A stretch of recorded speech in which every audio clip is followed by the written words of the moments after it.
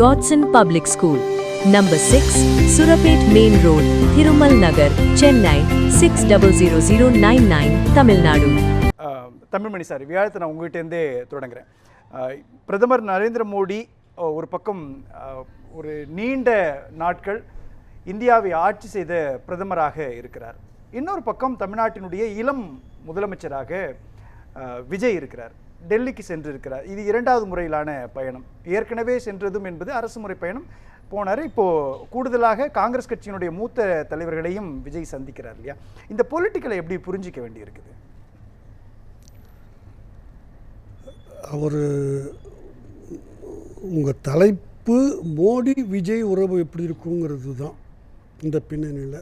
நான் இப்போ காங்கிரஸை இந்த நேரம் நான் உள்ளே கொண்டாட விரும்பலை. காங்கிரஸ்னா 60 ஆண்டுகளுக்கு பிறகு தமிழ்நாட்டில் அதிகாரம்னு என்னங்கிற வாசனையை காமிச்சிருக்கிறது காங்கிரஸுக்கு 2 அமைச்சர்கள் கொடுத்து திரு விஜய். அதனால் அது ஒரு நன்றி கடனாக அவர்கள் இவரை பார்த்துருக்க வேண்டும். இவர் அங்கே போகிறாரு, பார்த்துட்டு வர்றாரு. ஒரு அரசியல் சீனியாரிட்டின் காரணமாக அதோ அந்த இடத்துல நிறுத்திடுவோம். அதுக்கு மேலே இந்த டாபிக் அதில் வேண்டாம். இந்த உறவு எப்படி இருக்குங்கிறது பல உறவுகளை நம்மளால் கணிக்க முடியாது சார். நம்ம கண்ணில் படுறது ஒன்று, நடக்கிறது வேறு. ஒரு மிக எளிய உதாரணம் சொல்கிறேன். நான் தஞ்சை மாவட்டம் கும்பகோணத்தை சேர்ந்தவன். எங்கள் ஊரில் மாட்டு வண்டி ரொம்ப அதிகம். ஒத்த மாட்டு வண்டி கிட்டத்தட்ட நான் சின்ன பையனாக இருந்தப்போ அதுதான் ஒரு பாப்புலர் மோட் ஆஃப் டிரான்ஸ்போர்ட். அதுக்கு மேலே ஜட்காங்கிற குதிரை வண்டி, அப்புறம் மோட்ரு பைக்கு, காரெல்லாம் ப்ளஸர். கார்னால் எங்களுக்கு என்னான்னு புரியாது, ப்ளஸர்னா தான் புரியும். அதெல்லாம் ஒரு பெரிய எப்பயோ கண்ணில் படுற விஷயம். இந்த ஒத்த மாட்டு வண்டி இருக்குது இல்லைங்களா, ஒருத்தர் ஓட்டுவார், ஒருத்தர் அந்த ஓனர் உட்காந்து போவார்.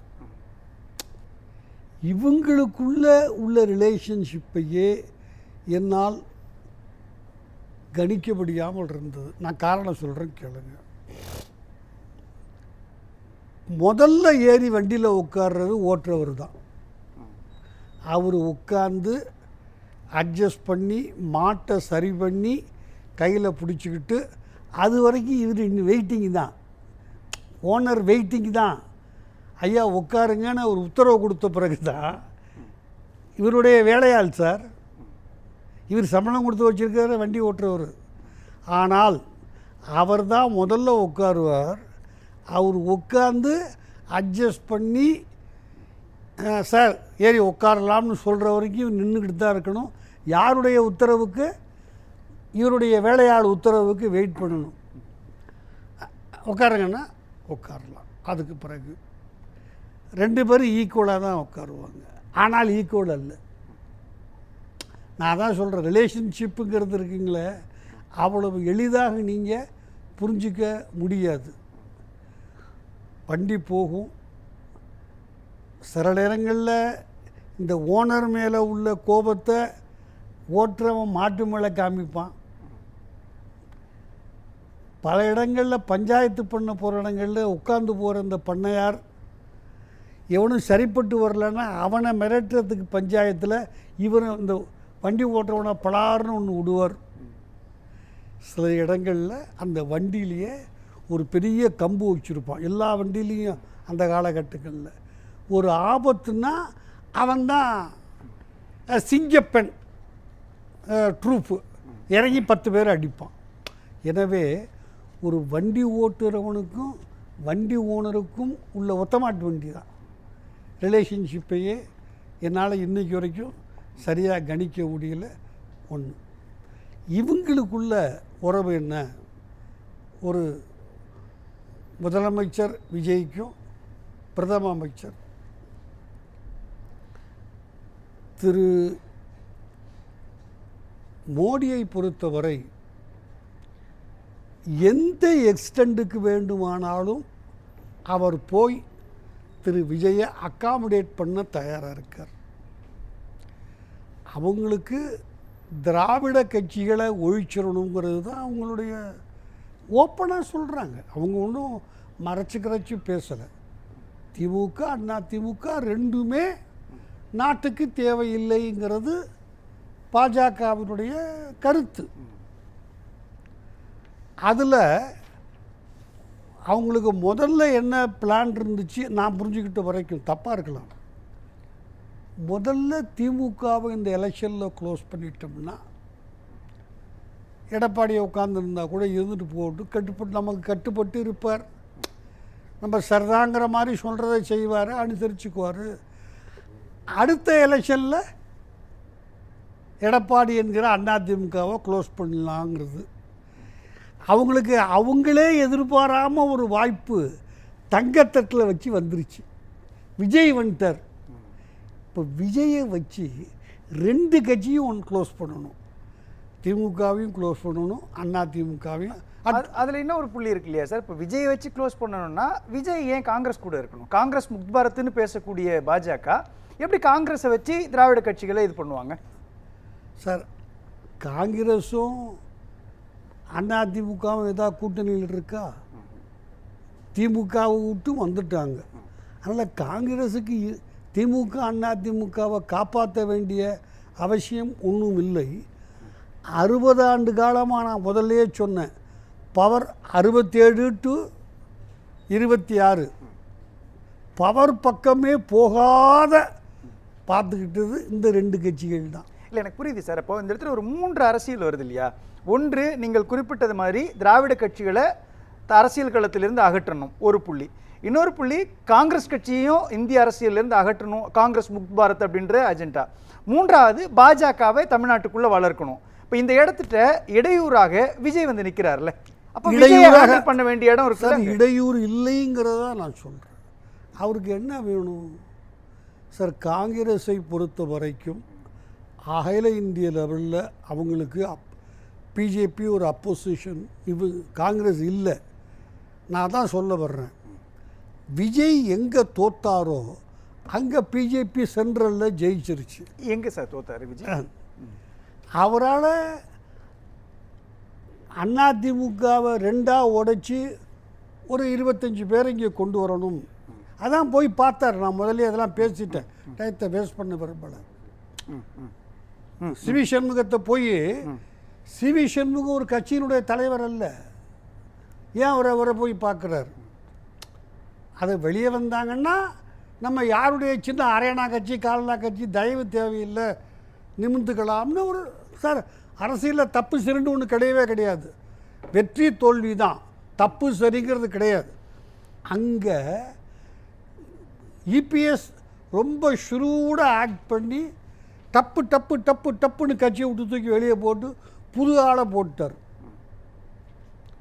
போட்டு கம்ப்ளைண்ட் கொடுத்து சிவி சண்முகத்தை கூட போடவங்களாம் ஐயோ குய்யோன்னு கத்த வச்சு கிட்டத்தட்ட மன்னிப்பு கேட்க வச்சு விட்ரா பண்ணி தான் ஒரு தலைவன்னு நிரூபிச்சுட்டான் இருந்தாலும். நான் அவரை புகழ்கிறதுக்காக பேசலைங்க, நடந்தது தான்.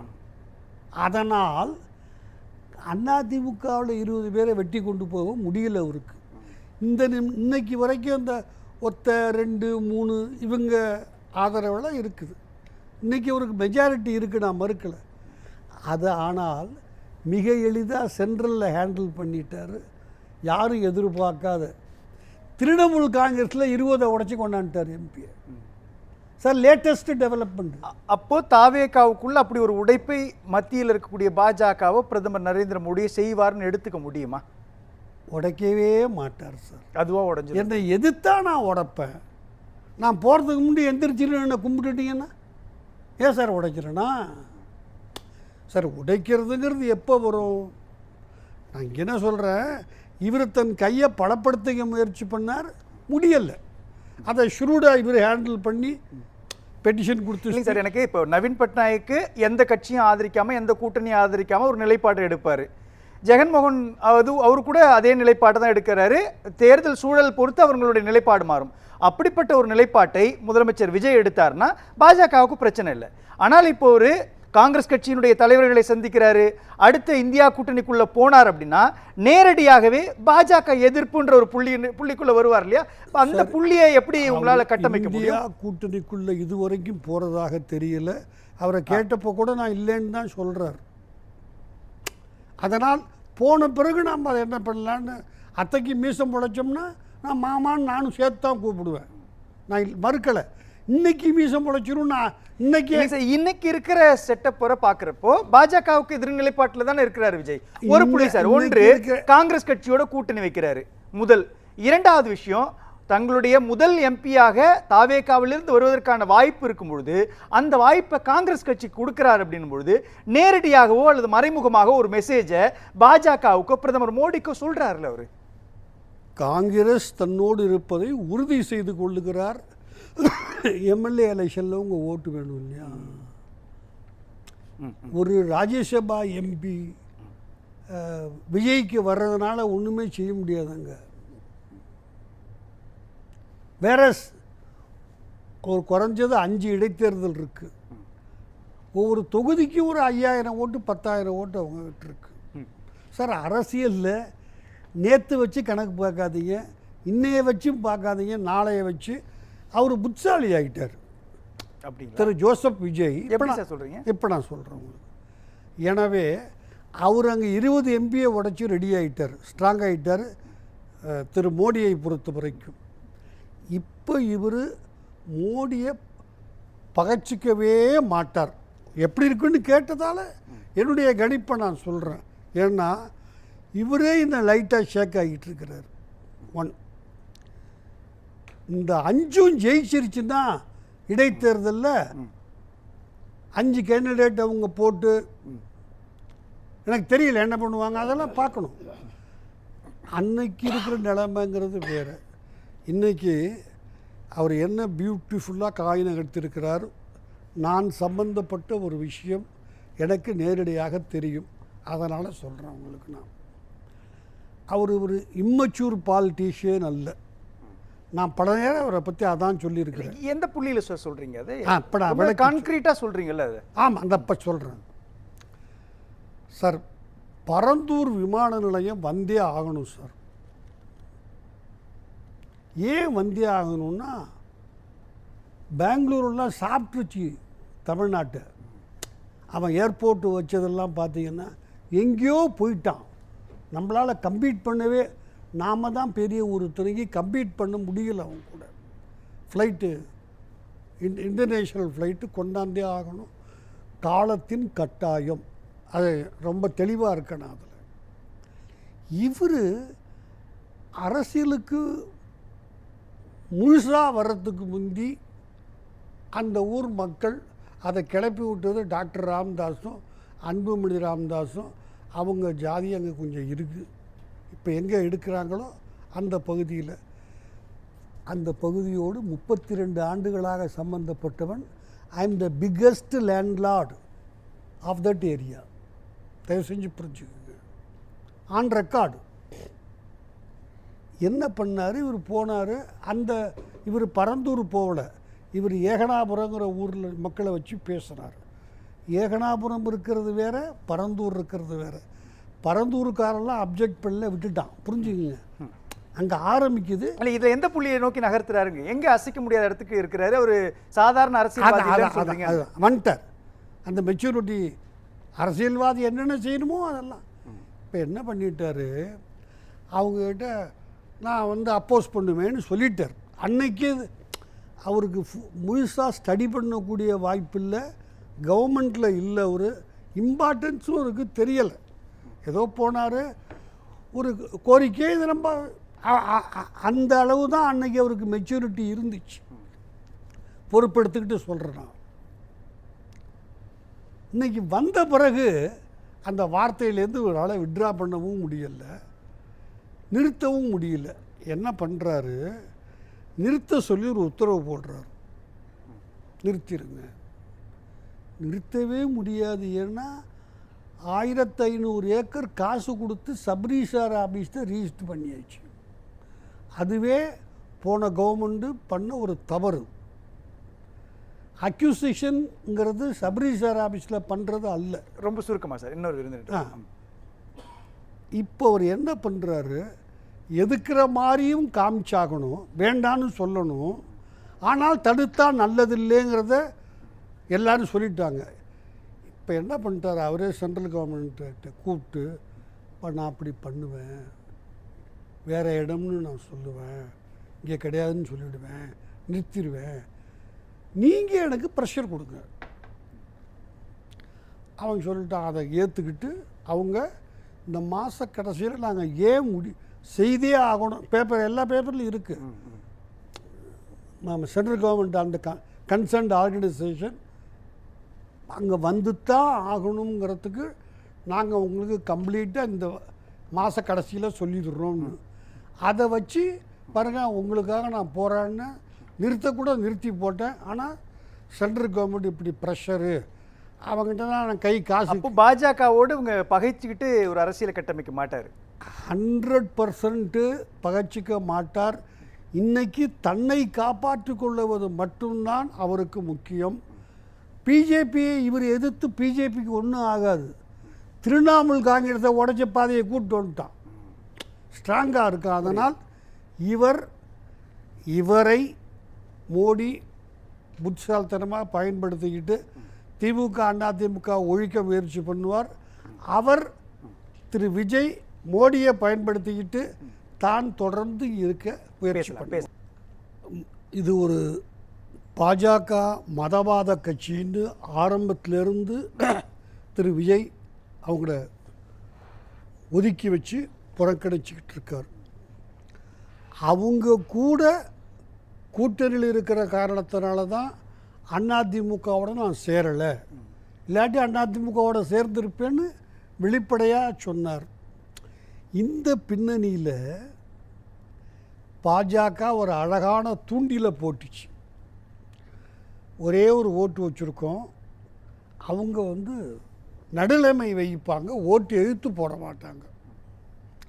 அப்படி ஒரு டெஸ்ட் விஜய் எப்படி ரியாக்ட் பண்ணுறாரு அதுக்கு. அந்த தூண்டிலில் விஜய் சிக்கிட்டார். அந்த ஒரு ஓட்டு வெளியே போய் நின்னதில் ஓஹோ நமக்கு ஏதோ வாய்ப்பு இருக்குது. ஏன்னா நீங்கள் பொதுவாக அரசியல் 1000 விஷயங்கள் பேசுகிறோம். பவருக்கு வந்த பிறகு அந்த பவரை காப்பாற்றிக்கணுங்கிறது தான் யாராக இருந்தாலும். எனவே இன்னைக்கு அவர் தன்னுடைய பவரை காப்பாற்றிக்கணும். இன்னொரு தேர்தலுக்கு அவர் தயாராக இல்லை. நன்றி. அவர்